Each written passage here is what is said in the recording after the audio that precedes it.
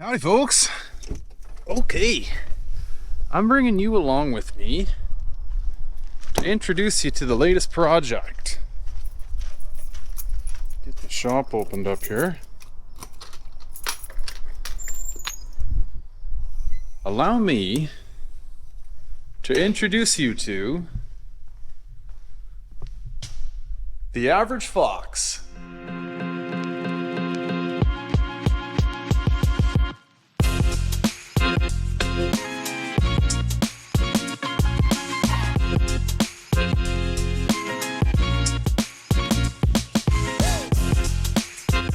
All right, so as we warm the lights up in the shop, I thought I'd just tell you a quick little high-level story on this car. Now, first and foremost, I must admit, I have completely stolen the infamous project's name or phrase, the average fox, right?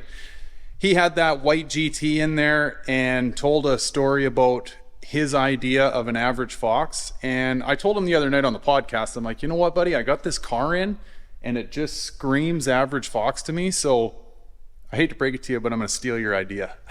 So average fox, maybe we'll call it average fox 2.0. In my opinion, there's no better way of explaining this car. That's exactly what this car is. And I think it's exactly what the vast majority of fox bodies in the world today that you can pick up are like. So this car belongs to a now really good buddy of mine, because the night before the infamous project and I did the pod, this car came into the shop and we got into a whole pile of adult beverages here at the shop. And you know how that goes. Now you're really good buddies, right? So anyway, got introduced to him by a friend of a friend. And the gentleman that owns this now, owns a big trucking outfit here locally to me. And really good guy. So the story is he owned a Fox way back in the day, like so many of us did, and sold it due to whatever, right? Everybody's got their backstory. And he stumbled across this car locally here and went, you know what? I think it's time. I want to relive my high school dreams. So this car gets bought. Now, it came with a bit of a write-up. So I'll just kind of try to buzz you through this real quick, right? Old printed out piece of paper. So this car, it's an 87 LX hatch, okay? 5.0 engine, Flowtech cam, 24-pound injectors, BBK fuel rails, regulator, Pro-M mass air. So being an 87, this car's been swapped over to mass air. I'll give you guys a walk around and a tour of the motor and underneath it here in a minute. Cobra intake, valve covers, I guess Cobra valve covers. Equal length headers. Oh yeah, they are. Equal length shorties, okay. And full Mac H-pipe exhaust. This obviously grabbed my attention because, well, I got those Mac headers here recently from my buddy down in Texas, and I'm like, does this thing have like a Mac H-pipe on it? The Pro Chamber? So anyway, I'll get into that in a minute. New aluminum rad, hoses, fuel filter, blah, blah, blah. T5, center floor clutch, short throw shifter, suspension. Okay, he mentions the polished Cobra wheels, tires, iBox springs, new brakes. It's actually got like a set of cross-drilled rotors on it. Flaming River steering rack. This is going to be another point that I'm going to bring up here later.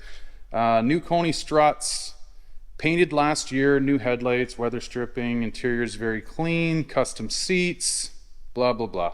Oil changes and some brake fluid changes and stuff, right? So anyway, for the most part, this was like the poster child of high school upgrades, right? Here, I'll flip you around here and show you. Okay, so the BBK cold air, right? Pro-M mass air, okay. The Cobra upper and lower, Cobra valve covers. This cam, obviously you can't see it and or verify it, but I can say I've heard it run and it's a little lumpy.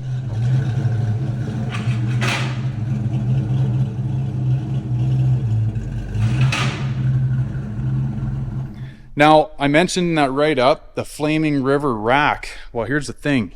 You might notice there's a great big gaping hole here. For whatever reason, somebody had the bright idea to dump the power steering in this car.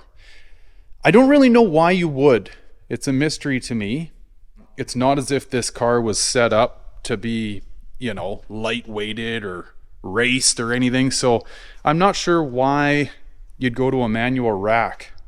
Nonetheless, I'll get into more on the rack here a little bit later. Got the heat-wrapped equal length shorty headers, these Coney struts that I mentioned, aluminum rad. Okay, paint, the car is dirty, as you can tell. So I think overall it looks pretty good. Probably not like a Blue Sky Performance paint job or anything, but not bad. Interior, it is a little filthy. But overall, like, I think a good detail and a lick and a promise. You know, we got some various interior issues here to tend to, but overall not bad, right? They didn't, interestingly enough, on the write-up mention the wing, right? But that's the 93 wing, 93 Cobra. Seems like a fairly straight car, you know? It's hard to tell when they're dirty. Maybe some panel alignment issues, right? Where was it? Whoever did put the window seals in here didn't do a very good job. I know the other side was a little jacked up. It actually, another quick little aside is little things, right? This is busted, right? These are all cracked. That one's toast. So I guess at first blush, she needs a real good once over. And that's what I'm going to kind of get into talking to you here about. Okay, so before I lift it up and take you for a little tour underneath, I'm going to get into this whole Mac exhaust situation with you and stuff. I just want to tell you, I guess, where we're going with this car. So the car, it's got a little bit of drivability issues. I literally have not touched anything on this other than maybe trying to straighten out this window seal the night we were having some drinks in the shop, but that's it. I have not turned a single wrench on this thing. And essentially take it from like average to slightly above average. And where I want to go with this, I talk about this lots in my videos. Whenever you get a new car, this is the way that I approach things anyway, you need to establish yourself a baseline, okay? So like check the timing, like confirm that you're starting with a good solid foundation of a car way before you start throwing parts and money at these things, okay? Get intimate with this thing and get established and figure out what's going on with the car, right? From there, you can come up with a plan to start building something, all right? And that's exactly what we're going to be doing with this car. So it's got a stock gear, for example, in the rear end. We're going to put a set of 355s in it. We're going power steering. I don't know why this thing's got a manual rack, whatever, neither here nor there. Gonna go through the interior of it, tighten everything up, clean it up. Again, establish that baseline, check the timing, figure out some drivability issues with it, and then from there, we can start building this car. He's gonna stay with, loves the look of these Cobra R rep rims, but we're gonna go to a disc in the back. But the thing with that is, okay, again, I talk about this quite often too. Rather than just go out and buy the disc brake kit, right? You should think to yourself, okay, what other steps, if I open this can of worms, do I need to try to tackle, or could I try to tackle at the exact same time? If we're gonna go disc brakes and we're gonna be pulling axles, why wouldn't we change the gears at the same time, right? No sense of putting diff fluid in this thing twice, right? So this plan that I speak of is key, because while you have that plan way out there in the distance of what you want this car to be, you can start like merging roads and paths together to get to that end goal and possibly save yourself some money and time, headaches, heartaches, the whole 9 yards, okay? Now, I'm gonna get this thing up in the air. We'll go for a tour underneath, show you a little bit more of this average Fox. Now, I'm trying to think where I should start here. Let's start from the back and work our way forward, okay? You can see what seems to be a little bit of a fuel leak, actually a lot of a fuel leak if I'm being honest with you. Glad that we did the walk around and spent the time with the car when my buddy Chris brought it by, because I would have been tearing this tank out to see what is going on here. As it turns out, I mentioned earlier, he owns a trucking outfit. When he first got the car, he threw some oil in the back of this car and it leaked, and down through the drain it went. That's what this is. So this is nothing more than a cleaning operation. So, but you know what I mean? Like, you see something like that and you think, oh boy, here we go, right? So anyway, that's that about that. I think in that write-up it mentioned that Buddy had put a new fuel filter in it, which looks to be the case. Okay. Now I mentioned to you putting a gear in this thing. It's still got the tag on it, which is usually a pretty clear giveaway that this thing hasn't had the diff cover off of it. And it's, you know what I mean? It just looks like it hasn't been touched since 87. At least that's the forensics that I run on it. So I'm guessing it's got a 308 in it. I drove it. Doesn't seem like a 273. Seems a little steeper than that. So anyway, we're going to go with a 355 in the rear end of this car. Now, these, okay, and I'm going to give you guys a clip of the sound of these bad boys right here. Mac flow paths, okay? I'm going to go out on a limb here and say, like, I think the Macs might even have a little bit more of my heart than Flowmasters, guys. I hate to say that because I love my Flowmasters, but good grief, these things sound unreal.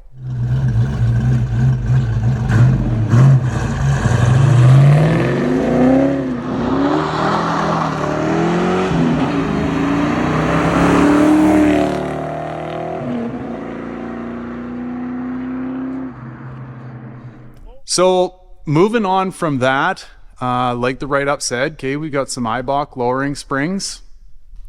Still got the rear drum. Like I say, we're going to change those out. Go to a four-wheel disc brake setup. I mentioned to Chris when he brought it in, you know, I'm just doing the once over, and I talk about this quite often in my videos too, folks. Like, it's really hard to put a price on just literally like taking a walk around your car or laying on a creeper underneath it and just looking at stuff, and things will jump out at you. Or if not, you can just get a really good mind's eye picture of what's going on under these things. But back to the point I was going to make here, I mentioned to him like just how clean these torque boxes were, which is usually a pretty good indication that this thing hasn't had slicks on it and been launched really hard down a quarter mile, right? Looks like some new brake lines have been applied at some point. Going back to that write-up, right? Remember I mentioned about the full Mac H-pipe exhaust? Well, if it is, it's not a pro chamber. I don't know what this is. And it almost looks like it's been doctored at one point, like it had. No, actually, it's just been welded solid. Anyway, it's not a pro chamber, right? Just your standard off-road H. Now, moving up here, okay, standard small block Ford stuff, right? Probably got a rear main seal leaking. I'd like to think they changed that when they put that center force clutch in there. Not sure. Missing a dust cover, right, for your clutch fork. Now, again, going back to my point about spending some time underneath this car, I mentioned to you earlier that this thing's got some drivability issues. It's not so much drivability as much as it is like cold starting. Well, anyway, as we're walking around underneath the car, doing our thing and chatting, we happen to notice it was actually my buddy Adam that noticed that both O2 sensors were unplugged, right? Why the hell would that be like that? Which also made me think maybe the check engine light has been pulled in this thing because there was no check engine light on in it when I started it and drove it. So anyway, just another reason to spend some time under your car, okay? Don't buy these things and, like, you know, based off that write-up, just go, oh yeah, it is what it is, okay?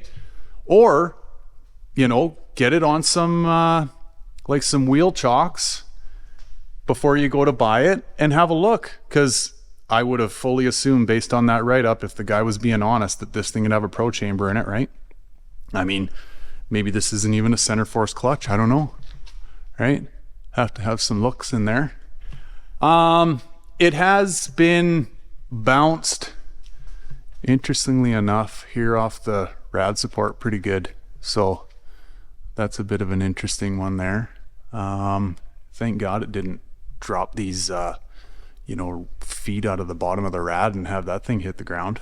But, you know, overall, pretty clean. Look at stuff like this, right? Right? Person can tighten those up and tighten up that body line. Okay. But yeah, and it actually, another thing, I should have shown you this when we were up top, but it's got all of its VIN tags except the driver's door. And now this is a pretty good look at what I was seeing. Like, you can kind of see the gap in the door here is a little bigger than say back here. Plus, like, look at all this. This has definitely been body worked at one point. I got a feeling this thing ended up like smucked in this area at one point in its life. Like, nice pinch weld line though, right? So unless you were on your hands and knees, this is something that a person could quite easily miss. Now, I should mention, I think I've talked about this in my videos before, folks. It's a damn shame that nobody fixed this when they had when they were painting it. But Canadian cars, all the LXs without body kits, came with this like rocker guard on the bottom of them, you know, for like winter driving, which I don't know anybody that drives these things in the winter. But anyway, that's what that kind of goofy, almost looks like really awful orange peel. That's what that is. And usually when people repaint them, they don't put that on before they spray them. But anyway, in this case, the guy did. Oh yeah, put her on the back too. Anyway, that is what it is. Trying to think what else under here. Well, like I say, we're gonna get rid of this rack. Yeah, if anybody's looking for a manual rack, I know where you can find one, right here. No pan leaks. I think this motor's been out at some point, right? I mean, it's obviously been painted, so that's a pretty clear indication. Water pump looks tight. Yeah, just missing some looming and stuff, right? Little things. Oh, it looks like those headers definitely weren't wrapped when they were off the car, because you can see how they're not wrapped down through here, right? Yeah, same with this one. Somebody wrapped them just while they were leaning over the fender. New motor mounts. Those look nice and crispy. Right. There's your conies, right? And the Eibach lowering springs. It actually, I give you a quick, oh, some of you guys might get a kick out of this, hey? Old Honda trike. Anyway, this is more about Foxbody stuff, but taking a look at the car from back here, I think you should be able to see it, but it's got a pretty good lean on the driver's side, right? And it's a lot more pronounced from the back than it is the front, so I got to tend to that. You can see, oh, here, wheel well gap on this side, right? Versus wheel well gap on this side. It's a lot bigger, probably about an inch difference, inch and a half. So gonna be looking at that. And yeah, like I say, just give ourselves a bit of a baseline with this car to build from. All right, guys, I'll give you a quick look in the trunk too. I just gotta get the door lock key. Now, part of why I wanted to do this, I saw this as a little bit of an easier way for me to put together a parts list, because I've got to do some ordering, right? To get going on this thing. So shocks are good in the hatch. Anyways, real quick look in the trunk here, guys, and then I'll get back to my story. But yeah, she's got the old kicker amps, Alpine amp, probably got some door speakers in it, Kenwood sub, missing the carpet because, like I said, there was a little bit of an oil spill back here. But overall, right, panels look good. So back to my story. I thought this might be a little bit of an easier way for me to document my parts list that I got to get going on this car with, right? So again, I know I'm sounding like a broken record, but what we're gonna do with this car is essentially get it back to zero, get it to like a really good foundational starting point, and then start building from there. Because Chris, the owner, he mentioned that he might want to throw some heads on it, right? Maybe a set of AFR 165s. It's kind of built for him. It surprises me that it doesn't have a set of heads on it. It's got the big injectors, right? Mass air, cam, upper and lower intake. Like really, this thing's just kind of dying due to heads. But anyway, that can come, right? Let's get it running right first, get it stopping, and go through the interior, get that all nice and tight. And the other thing I told him too is I'm like, the way that I like to work on cars is, let's do all this. We'll get it to a point where I would feel good about it if it was my car, that we had a really solid baseline with it. Then take it for a weekend or two, right? Go cruise around, enjoy the car a little bit, get satisfied with that, and then bring her in round two, right? That's how I like to try to treat anybody's car that comes into my shop. Is I do what I would do to my own car, right? And a lot of you guys probably watched the 91 Vert, right? I just brought it in and went, okay, let's get it back to baseline and build her from there. To which I know a lot of you guys are probably sitting there going, when's that thing gonna get the GT40 upgrade? It's coming. Life's really taken over these days. I spent all weekend at my two daughters' two different ball tournaments on different ends of the valley. I put on more miles this weekend than I did all week. So it's crazy, and I'm doing this video for you on a Sunday night on Mother's Day. God bless my wife. Anyway, this is how I like to do customers' cars, okay? Long story short, or short story long, stay tuned guys, because this one's gonna have all kinds of upcoming iterations. There's gonna be, you know, an interior portion, steering portion, brake portion, and a little bit of diagnostics and tuning and whatever. Not tuning, but, you know, making it run right and get rid of the cold start issues. So stay tuned for that. Anyway, I'm gonna leave this very first introductory Average Fox video there. I really appreciate you guys tagging along. Thank you so much. And stay tuned. Lots more to come on this 87 LX Average Fox 2.0 Thanks Infamous project. Thanks for watching, guys. Take care. See you on the next one.